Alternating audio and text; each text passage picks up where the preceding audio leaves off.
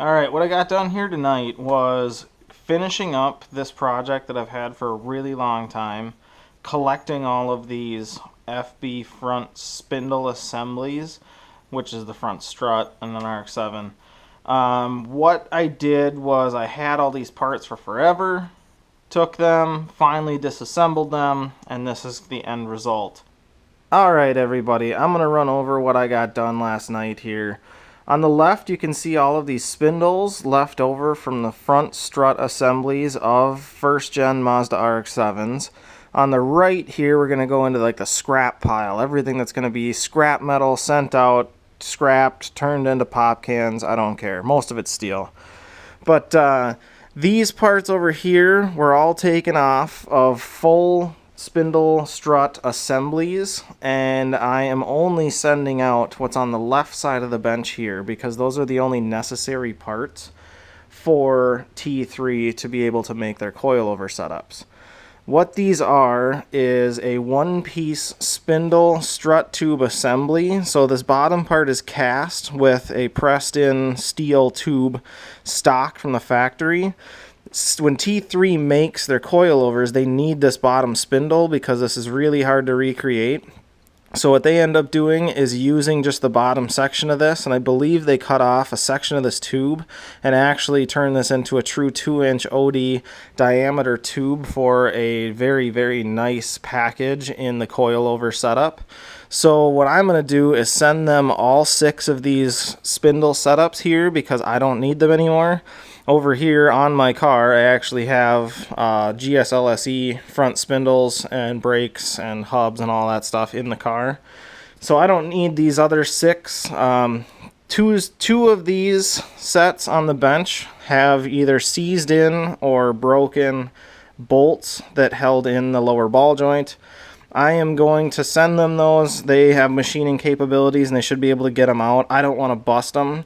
I know one set of these I did actually have to cut the bolt off to get the lower ball joint off and the steering knuckle itself. So I'm going to send them these as is. I know that they say that you can cut this tube just a touch up from the spindle here. I'm going to leave them because I don't want to screw that up for them just in case they use more than I think they do. So I'm going to send them these 6 spindles exactly how they sit. Currently T3, I just checked their website this morning. They are running really, really low on these spindles. So if you order them, they require you to send in your spindles in order to get them adapted to coilovers. So when I send them these, they can just keep them all as a core charge. And what they're going to give me in return is $150 per usable set. I believe these are all usable. Like I said, I know that these lower ball joint steering knuckle bolts are seized into 4 of them, but they are not that hard to remove if you already are in a machining shop. It's basically just pulling it over, drilling it out, retapping it, and you should be good to go. So these ones will get used in future Mazda RX-7s, which I love. I love that this is going to go back into the community. It sucks that the stuff on the right is completely unusable.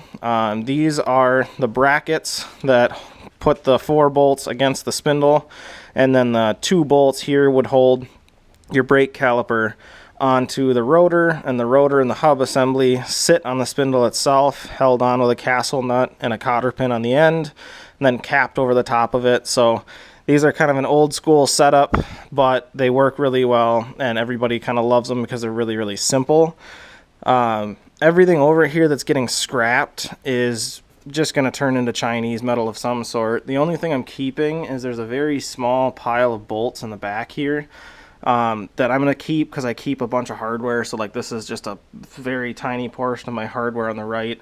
And I'm also going to be keeping that set of left and right brake dust caliper or brake dust rotor setups. So that way when if I ever plan on remaking some brackets or anything, I'd still have those dimensions. And we'll see if I ever get around to that type of R&D. But I just kind of wanted to show you guys the pile of what this looks like when you're done with it. It is a ton of work. That took me probably 3 hours, maybe a little bit more, to get all of that stuff completely stripped out and done. And I finally wound up with this as a final result. Just in case anyone else is going to try to attempt this, the main thing you have to do when you're doing this project is get this nut out of the strut tube. So it's threaded up in here. So this threading goes into this nut, which is holding down your strut tube itself, the actual shock in here.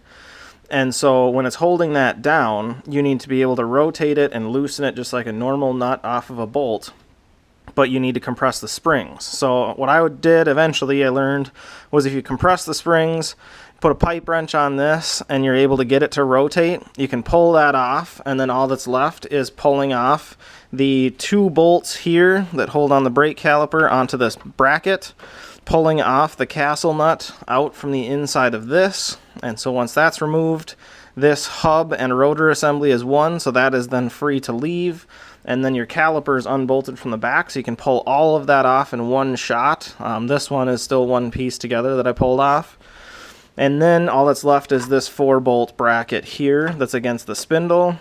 These 4 bolts are 14 millimeters that sit against that spindle, and they do come off pretty much every time. I haven't broken one yet. I just did, what would that be, 24 total bolts, and none of them busted on me coming out of there. So that one is not terrible to do. So again, process of elimination, process of order would be compressed springs, pipe wrench on this nut here, and then 2 bolts on the back, 14 millimeters for the brake caliper itself, and then remove the castle nut from the inside. That one's like a 21, I think. I can't remember the millimeter size of that one. I just used a crescent wrench because they're never really tight, because you can't tighten them because the bearings are all in there still. So I ended up pulling that off, or pull the cap, pull the retaining nut off that's below the cotter pin, pull that off, and then pull the actual nut underneath that as well. Once you get all that removed, you can pull the entire assembly, and then all that's left is pulling these 4 14 millimeter bolts off, and you are done. One last thing here in this video that I'd really like to do is give a shout out to T3 itself, Techno Toy Tuning. Gabriel over there reached out years ago now and tried to get some people on the forum to see if there was enough interest to start making RX-7 parts. We responded very, very, very well, in my opinion, and we're able to get him to start doing some R&D on it. And now he has a full array of parts in California that he makes. It originally started, I believe, with AE86 Toyotas, and has since moved on to RX-7s and MR2s and all sorts of these kind of cars. So a big shout out to Gabriel over there and his team. It's great to see that they're supporting these first gens. Otherwise, these would all go to scrap and they would never ever be used again. So a huge thanks to him. Shout out to that company. I'm going to be turning these in. So total that I have on the bench here between 3 sets should be a grand total of $450 towards suspension parts for my car in the future. I have yet to decide what I actually want to put that towards. I should probably do coilovers on it because these ones are kind of squishy, but we'll see in the future. So thanks again for watching, guys. I really appreciate it. I know I don't make a whole lot of videos anymore because I'm in college, but I still appreciate the views, and I hope this helps some of you out and helps T3 out so that they can make some more parts for our cars. Thanks again for watching, guys. I appreciate it. This is Austin with Dream and Rotary. Thanks again.